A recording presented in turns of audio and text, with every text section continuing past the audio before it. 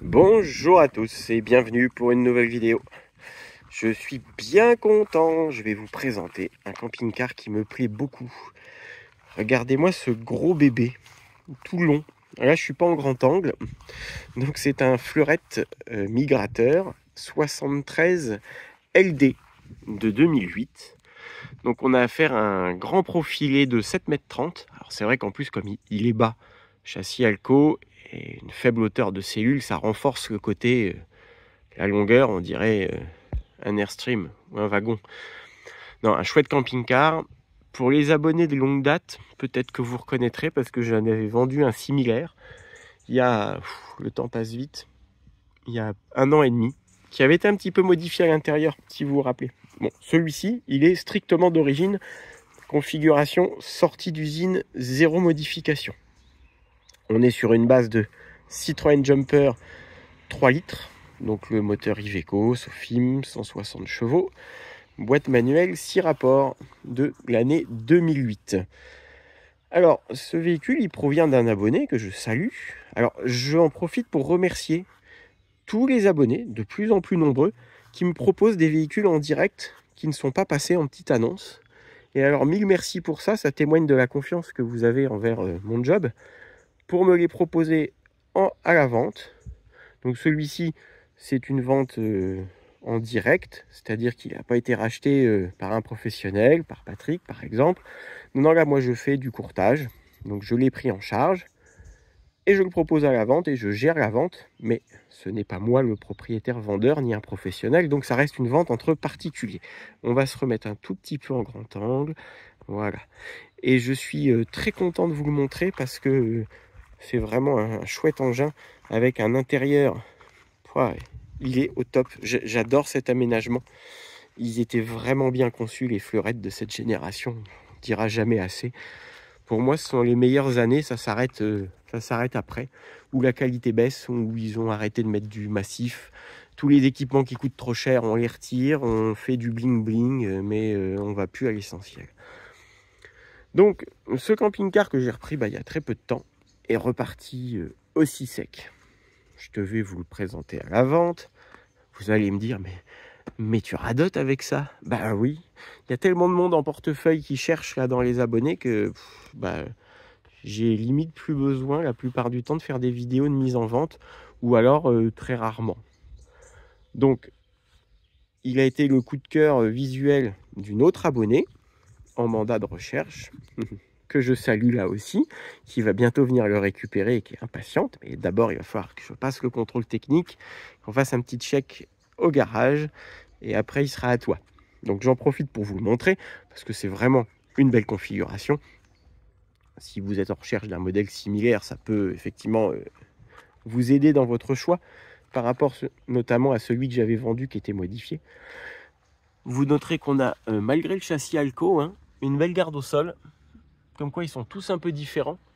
Bon, on est un petit peu amputé par les évacuations d'eau usée ici, mais dans l'ensemble, ce qu'on appelle l'angle de fuite là à l'arrière, tout à fait convenable, malgré le grand porte-à-faux. Vous pouvez monter des rampes de ferry sans trop de crainte. Donc en 2008 chez Fleurette, toujours spécialité du polyester intégral, du toit à recouvrement et de la grande face arrière moulée, très travaillée, dans lequel on va trouver l'échelle dissimulée par ce panneau qui s'ouvre, qui ferme à clé, avec les premières contre-marches intégrées. C'est très bien fait, très bien pensé.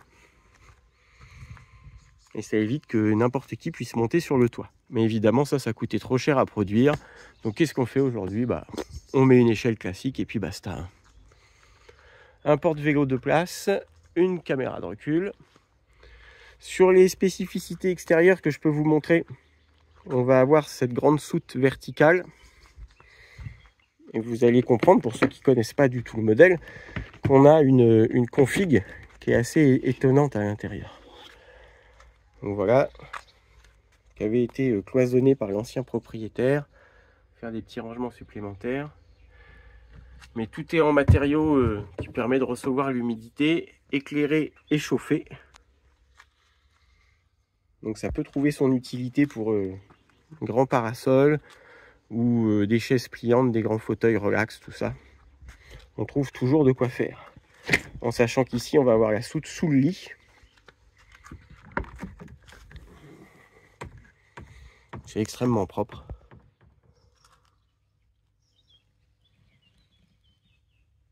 Les caches pour le frigo et un plastique neuf, la battant pour les WC, qui n'a pas encore été monté puisque la cassette des WC est neuve pour une question d'hygiène. Donc au niveau du plan intérieur, on va y aller, hein. Vous allez comprendre, enfin, vous allez voir comment c'est fait. C'est un appartement pour une personne seule ou pour deux, éventuellement trois, mais on est vraiment au large. Je vous fais juste la petite visite extérieure, alors, pas dans un détail fou parce que le véhicule est vendu. Je n'ai à le présenter à personne là, pour une vente.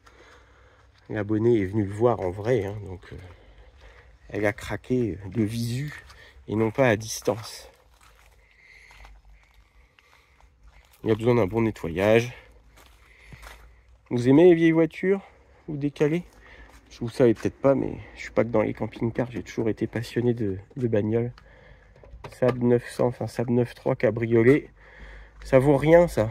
Personne connaît, mais c'est super fiable, c'est super agréable. Pour ceux qui veulent se faire plaisir à pas cher, profitez-en pendant que ça se trouve. Allez, trêve de plaisanterie. On va passer à l'intérieur. Un beau décaissement, on se passe de marchepied.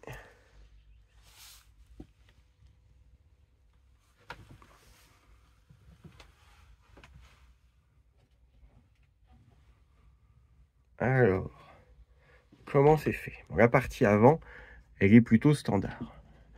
Elle est bien dimensionnée, ça nous fait un vrai séjour avec un grand carré. Moi, qu'est-ce que j'aime définitivement pas? Les camping-cars qui ont une toute petite partie jour avec à peine rien pour s'asseoir ici. Là, c'est vraiment chouette, ça nous fait un grand canapé donc convertible en lit ici. C'est un 4 places carte grise, hein, avec 4 ceintures route. Là, on n'en voit qu'une, mais il y en a bien deux ici. Et si on veut asseoir la quatrième personne là, ce coussin là se lève et cette partie est mobile pour pouvoir mettre les jambes si on ne veut pas voyager allongé. Donc on a une table qui s'étend très bien comme ça, évidemment modulable à souhait dans tous les sens. Les sièges cabines qui vont pivoter et vous avez en espace jour de quoi prendre de l'apéritif. 1, 2, 3, on va dire 4, 5, 6, 7. Allez, 6 personnes à l'aise jusqu'à 7 sans souci. Donc du fait du décaissement du châssis Alco, la faible hauteur en retout, on n'est pas hyper haut de plafond, mais ça va. Et surtout qu'on a une belle ouverture de cabine qu'on peut presque englober comme un intégral avec les rangements adéquats. J'en profite pour vous faire du gros plan sur la qualité des assemblages. Comme d'habitude, on est encore sur du mobilier massif. En tout cas, les encadrements, des jolis galbes. Les rangements en partie basse. Petite baguette aluminium. C'est du costaud. C'est bien pensé. Il fait tellement chaud aujourd'hui que j'ai mon appareil qui m'indique de la surchauffe. J'espère que ça va aller. Donc du rangement, ça n'en manque, mais alors vraiment pas, hein. C'est spécialité du modèle. Allez, je fais pas durer le suspense plus longtemps. On va voir qu'on a donc une cuisine en L ici. Un lit central, décalé, à la française, on ne sait pas trop dire parce qu'il est à peine biseauté. Et c'est surtout que derrière, on a la salle de bain avec la douche là et le coffre à ski que vous avez vu là à l'extérieur par ici. Et ils ont même réussi à intégrer une genre de coiffeuse là. Donc c'est très lumineux puisqu'on a des ouvertures de chaque côté. Il n'y a pas de parois aveugles. Des rangements, je ne vais pas tous les ouvrir. En veux-tu? Donc voilà, en sachant qu'on a à chaque fois les doubles.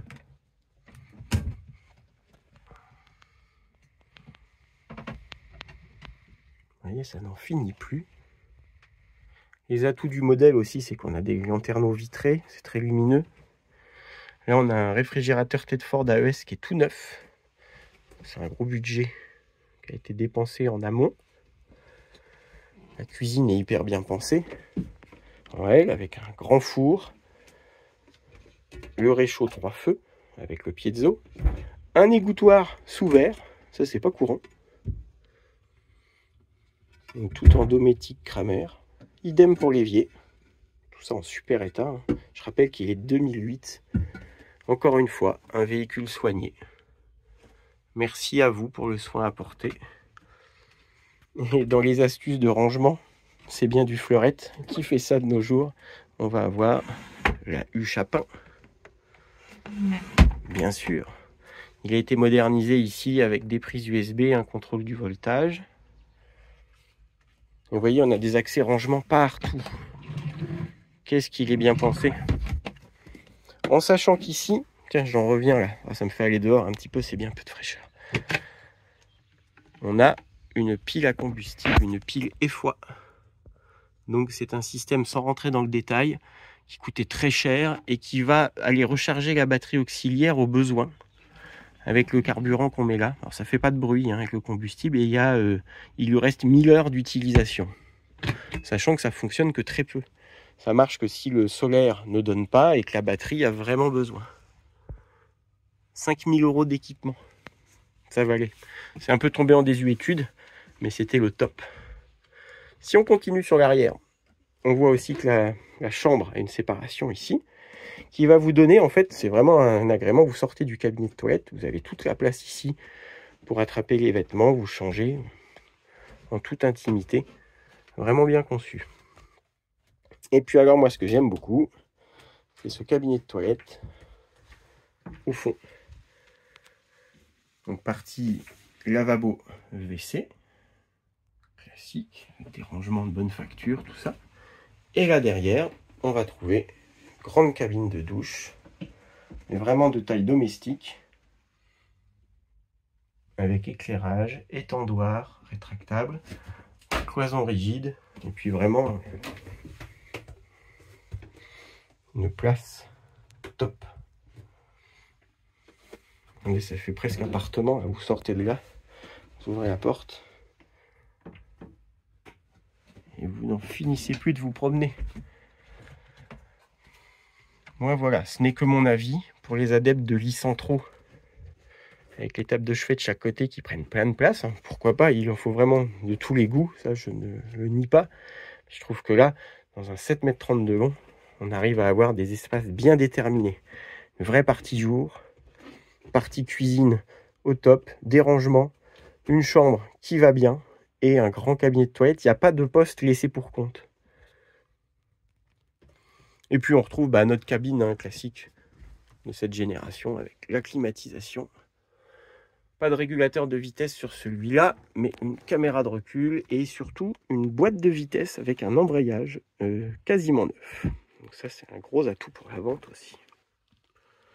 Donc pour votre info parfaite, c'est un camping-car qui part à 34 000 €. Ce qui n'est absolument pas volé, vu la qualité du produit. Combien il fait? 34. Ouf, ouais, on était au soleil jusqu'à il n'y a pas longtemps. Je vais redescendre avant de cuire et de faire fondre mon téléphone. Je passe du tout, de rien à tout. Il y a 2 jours, il faisait 17 degrés. La nature nous joue des tours. Voilà, vous avez tout vu. Donc, ça vous donnera des idées, je n'en doute pas. Pour toutes celles et ceux qui auraient des camping-cars en instance de vente et puis qui hésitent à le mettre sur le bon coin, à se tamponner les acheteurs qui posent des questions évidentes dont il y avait la réponse dans l'annonce, qui n'ont pas envie de recevoir des gens à la visite, qui n'ont pas envie de faire les papiers de vente, qui n'ont pas envie de tout ça, contactez-moi, je suis là aussi pour ce genre de choses. Ça marche très bien, ça marche très vite. D'ailleurs, s'il y a quelques anciens propriétaires de camping-cars passés par moi qui veulent commenter cette vidéo pour dire aux autres s'ils ont été satisfaits du service, qu'ils n'hésitent pas. Sur ce, je vous souhaite de profiter du beau temps. Prenez soin de vous, de votre famille et des gens que vous aimez. Et je vous dis à bientôt pour une prochaine vidéo. Mais si juste une chose, si vous êtes en recherche de camping-car, contactez-moi aussi. je m'efforce de répondre à tout le monde. Ceux qui n'ont pas de réponse, c'est parce que leurs mails sont partis malheureusement en spam. Vous êtes nombreux à m'écrire sans mettre de titre à votre demande. Et quand il n'y a pas de titre, j'ai remarqué que ça partait plus facilement dans les spams. Mais sinon, je réponds à tout le monde. Alors même quand c'est des demandes irréalisables, bah je le dis. Je dis que malheureusement, le Père Noël ne passe plus et que pour ceux qui veulent pour 10 000 € avoir un camping-car de moins de 100 000 km, de moins de 20 ans et avec une clim, il va falloir revoir les ambitions. Voilou, voilou. Allez, sur ce, cette fois j'y vais. À bientôt. Ciao!